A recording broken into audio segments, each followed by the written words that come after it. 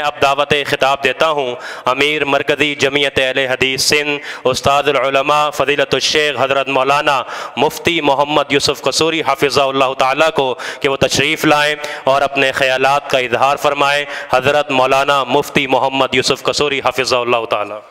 نحمدہ ونصلی علی رسولہ الکریم، اما بعد فاعوذ باللہ من الشیطان الرجیم، بسم اللہ الرحمن الرحیم۔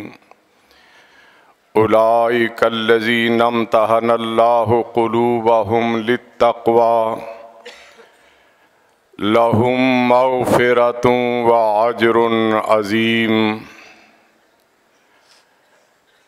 واجب الاحترام ہم سب کے مشفق اور مہربان استاد قائد ملت سلفیہ سینیٹر علامہ پروفیسر ساجد میر دامت برکاتہم العالیہ، قائدین و علماء کرام، ذی وقار بھائیوں، دوستوں اور میرے ہم سفر ساتھیوں، اس کائنات میں سب سے بہتر، برتر، افضل اور اعلیٰ جماعت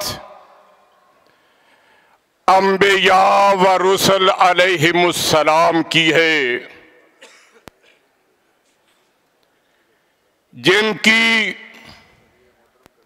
سیرت بے عیب اور کردار بے داغ ہے۔ تمام انبیاء درجہ کمال پہ فائز ہیں، آدم علیہ السلام سے لے کر حضرت عیسیٰ علیہ السلام تک انبیاء کو جو کمالات عطا کیے گئے، ان کمالات کے مجموعے کا نام ختم المرسلین حضرت محمد مصطفیٰ احمد مجتبیٰ صلی اللہ علیہ وآلہ وسلم ہے۔ مال کے ارض و سما نے آپ کو مغفور بھی قرار دیا ہے اور ماجور بھی قرار دیا ہے۔ ارشاد باری تعالیٰ ہے لِیَغْفِرَ لَكَ اللَّهُ مَا تَقَدَّمَ مِن ذَنبِكَ وَمَا تَأَخَّرَ۔ آپ کا کردار اجلا اور صاف ہے، اس پہ کوئی داغ اور دھبا نہیں۔ اسی طرح یہ بھی ارشاد ہے وَإِنَّ لَكَ لَأَجْرًا غَيْرَ مَمْنُونٍ۔ آپ کے اجر و ثواب کی کوئی انتہا نہیں، دنیا میں کوئی پیمانہ وجود میں نہیں آیا جو آپ کے اجر کا حساب رکھ سکے۔ جو آپ کی شان میں گستاخی کرتا ہے یا ختم نبوت کا انکار کرتا ہے، وہ دنیا کا سب سے بڑا مجرم ہے، اس لیے کہ اس کی اس حرکت سے کسی ایک شہر نہیں، کسی ایک صوبے نہیں، کسی ایک ملک نہیں، بلکہ پوری دنیا میں بسنے والے اہل ایمان کے دل چھلنی ہو جاتے ہیں۔ ختم المرسلین صلی اللہ علیہ وآلہ وسلم کے بعد اس کائنات میں مقدس اور پاکیزہ ہستیاں آپ کے اصحاب کی ہیں۔ جنہیں آپ کا ساتھ دینے کا شرف حاصل ہوا. آپ وہ ہستی ہیں کہ حالت ایمان میں جن کی زیارت کر لینے والے پر جہنم کی آگ حرام ہو جاتی تھی. آپ کے یاروں نے مکہ میں بھی آپ کی زیارت کی، مدینہ میں بھی زیارت کی، حضر میں بھی زیارت کی، سفر میں بھی زیارت کی، اسر میں بھی زیارت کی، یسر میں بھی زیارت کی، بدر میں بھی زیارت کی، احد میں بھی زیارت کی، خیبر میں بھی زیارت کی، حنین میں بھی زیارت کی، اجالوں میں بھی زیارت کی، تاریکیوں میں بھی زیارت کی. ایک بار نہیں بلکہ بار بار کی ہے. آپ سے تعلیم و تربیت حاصل کی، اس کے مطابق اپنی پوری زندگی گزار دی. انہیں بھی اللہ نے یہ دونوں اعزاز عطا فرمائے ہیں. اولئک الذین امتحن اللہ قلوبہم للتقوی.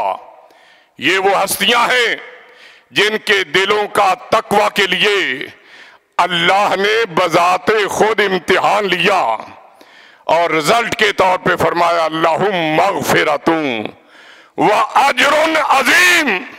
میرے نبی کے یار، میرے نبی کے وفادار، میرے نبی کے جانسار مغفور بھی ہیں اور ماجور بھی ہیں.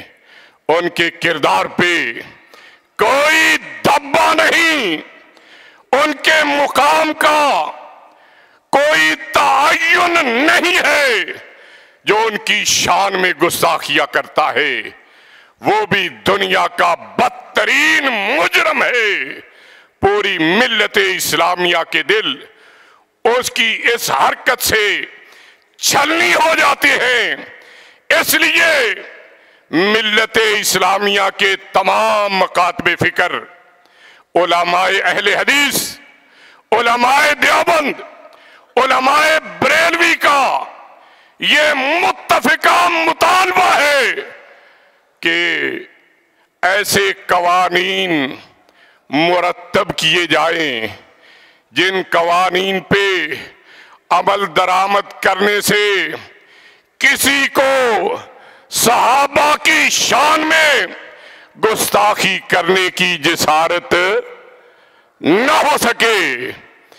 یہ سبق ہم نے پڑھا ہے، اس کو یاد کرنا ہے، بار بار دہرانا ہے، اس وقت تک دہراتے رہنا ہے جب تک پاکستان میں صحابہ کی عزت و ناموس کا قانون بن نہیں جاتا. ہم کسی مسلک کے خلاف نہیں، اپنے بڑوں کی شان میں جو کہنا چاہتے ہو کہہ لو، کوئی روک ٹوک نہیں. لیکن کسی مہذب معاشرے میں دوسروں کے بڑوں کو برا بھلا کہنے کی اجازت نہیں دی جاتی.